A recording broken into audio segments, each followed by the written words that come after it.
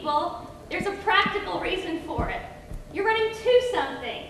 The ice cream truck, age 7. Or you're running away from something. The cops at an outdoor party circa 10th grade.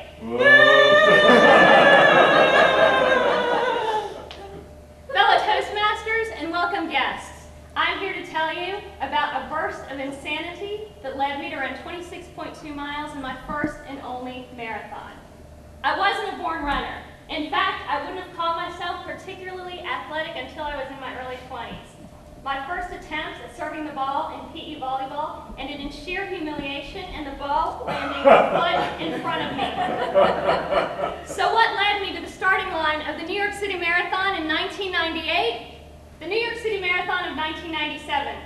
I was there as a spectator to watch my family friend Edwin run it, along with thousands of spectators who lined the course of this 5-borough race.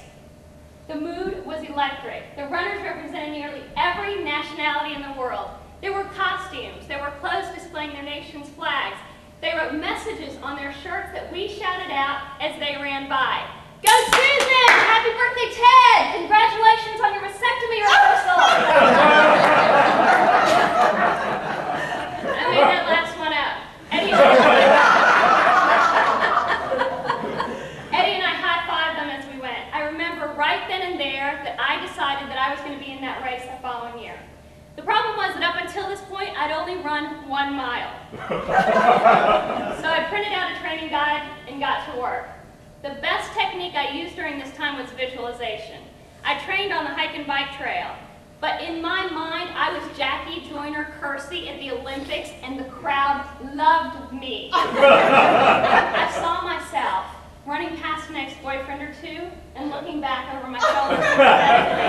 I pictured myself on the cover of Sports Illustrated and the Wheaties cereal box. The big weekend arrives. It's the night before the marathon. My mom, my dad, and my brother have all come up to support me. We're stuffed into a small New York hotel room, and I'm forced to listen to my dad all night long. I wake up feeling frustrated, exhausted, and annoyed that I can't find the other half to my lucky sock pair. The next day, the race begins in Staten Island on one side of the Verrazano Narrows Bridge. There's a sea of runners preparing for the race. Preparation involves stretching and applying Vaseline to their SCZs, strategic chafing zones. The horn blows and the race begins. We run 2 miles across the Verrazano Narrows Bridge, and all of a sudden we're in Brooklyn. There are throngs of people greeting us. I'm being handed oranges and candies, most of which I turned down for the first 2 hours. Taking candy from strangers, especially New York strangers, seems a bit dicey at first, until 3 hours into it when I'm reaching for everything I can get. It doesn't even matter if it's being handed to me or not. You drinking that Coke? Not anymore. It's my own personal buffet. What you got for me? What you got for me?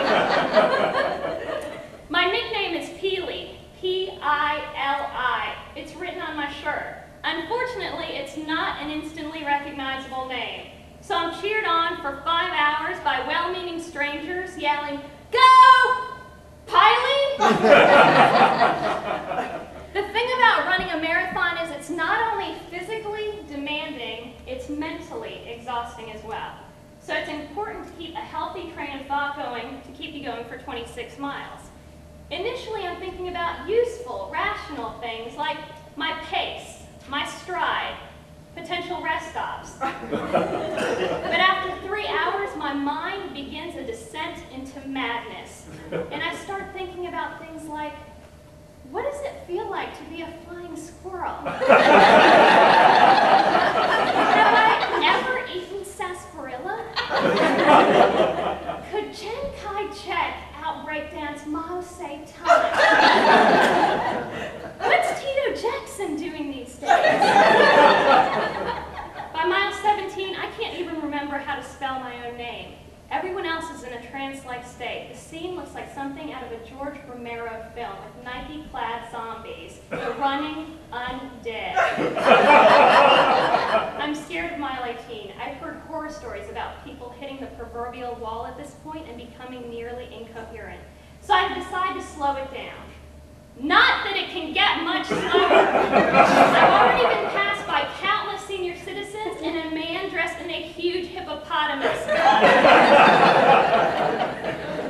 We run through Queens, into the Bronx, back into Central Park for the finish. I throw my hands up over my head, and I've seen so many marathoners do before me, and all of a sudden it starts raining.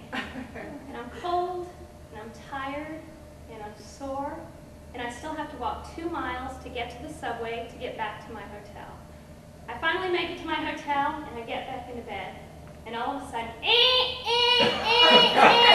the fire alarm goes off. We decide to ignore it until a voice comes over the loudspeaker saying, "Don't ignore it." I'm forced to walk down 10 flights of stairs.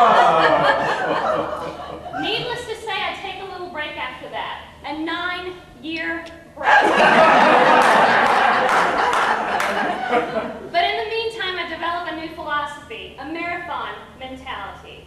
No matter what the goal, whether it's paying off my car or home renovation, little by little will get me there. Mile 1 becomes mile 2, becomes mile 3. Every once in a while, I might get passed by a hippo. But not to worry.